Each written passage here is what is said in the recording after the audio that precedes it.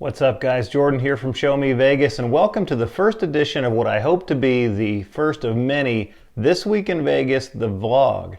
Now, if you followed our Facebook page for very long, you know that I used to do a blog, an old school blog, where I would write about what was happening in Las Vegas every week, and it was read by a fair number of people, but I realized this is not the 90s anymore, and people don't want to read blogs, they'd rather watch. So hopefully every week, maybe every 2 weeks, depending on what's going on in Vegas at the time, check back here on the channel for one of these entries called This Week in Vegas. All right, the big news obviously this past week in Las Vegas is the Cosmopolitan is being sold. No, it is not being sold to MGM Resorts. What MGM Resorts has bought is the operating rights to the Cosmopolitan, not the building itself. The building is currently owned by Blackstone Group. They own a lot of MGM's properties on the Strip and they lease them back to MGM. But they're actually selling the property to themselves and to other buyers. So essentially what's happening is Blackstone is selling the real estate to themselves and to other buyers to reduce how much of it they own. So for Blackstone Group, they get $1.6 billion in cash from MGM Resorts right up front, and then $200 million a year in a lease payment over the next 30 years with 3 10-year options. Now, why is this happening? Well, this isn't new for MGM Resorts. MGM Resorts has employed for a couple of years now what they're calling an asset-light strategy. Now, MGM has built a huge casino portfolio, but in doing so, they've built a huge balance sheet, and that comes with huge amounts of debt. They've been selling the properties and leasing them back so that they can free up cash to expand elsewhere. This Cosmo deal is a perfect example. They want to expand their footprint, but they don't want to borrow more money and blow up their balance sheet even bigger. Now, why are they doing that? Well, MGM Resorts is in the business of running hotels and casinos, but not necessarily owning them. Examples of this strategy, you might remember in July of this year, they announced that they were going to sell Aria and Vdara for $3.9 billion and lease them back for $215 million a year. They sold the Bellagio for $4.2 billion. They've previously sold the MGM Grand and Mandalay Bay for $4.6 billion in cash. They're leasing both of those back for a total of $292 million a year. So this is not a new strategy for MGM Resorts at all.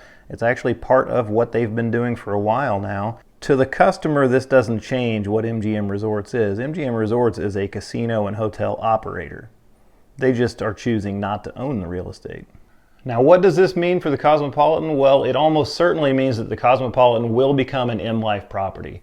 MGM Resorts is not going to buy the Cosmopolitan and then not fold it into its M Life brand. It absolutely is going to do that.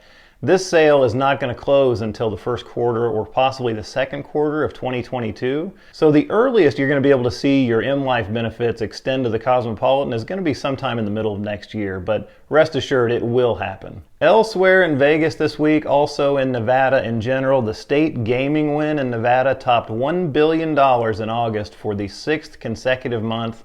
That means that the state of Nevada has brought in more than $1 billion in gaming revenue. Why they term it a gaming win, I'm not sure. It's actually just revenue. That's how much gaming revenue they brought in for the month.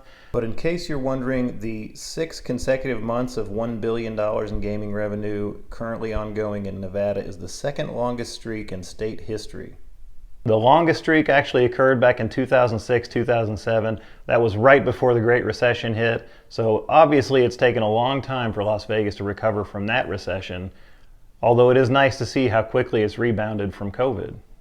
Elsewhere in Vegas this week, one lucky gambler definitely had reason to scream Buffalo as a player at the Orleans actually hit a $665 million jackpot on the Buffalo Gold machine, a $3.75 bet. What's that mean for you and me? Well, it means that you don't necessarily have to be a high roller to hit that big jackpot. As a matter of fact, last week, just about a week before this, another player actually hit a $1 million jackpot on a Buffalo machine at the Cannery, also on a $3.75 bet. So, hey, there's hope for all of us who don't play in the high limit room. Finally, in Las Vegas last week, just Wynn, baby. And by Wynn, I mean W-Y-N-N. Steve Wynn came out of the woodwork and made an appearance at the Raiders game against the Dolphins, lighting the Al Davis Memorial Torch in his first public appearance since he was unceremoniously booted from his own company for being a total creep. You all heard about that, I'm sure. Decades worth of sexual misconduct allegations. Steve Wynn developed the Mirage, Treasure Island, the Bellagio, Wynn, and Encore. He's considered one of the pioneers of Las Vegas, modern day Las Vegas, that is. Whew. Steve Wynn and the Raiders, a match made in Sin City. So that's what happened in Las Vegas this past week. Thanks for watching the inaugural episode of This Week in Vegas. Like I said, I hope to make this a weekly entry. It may be every 2 weeks. If you keep watching it, I'll keep making it. But anyway, thanks for watching, and we'll see you next time.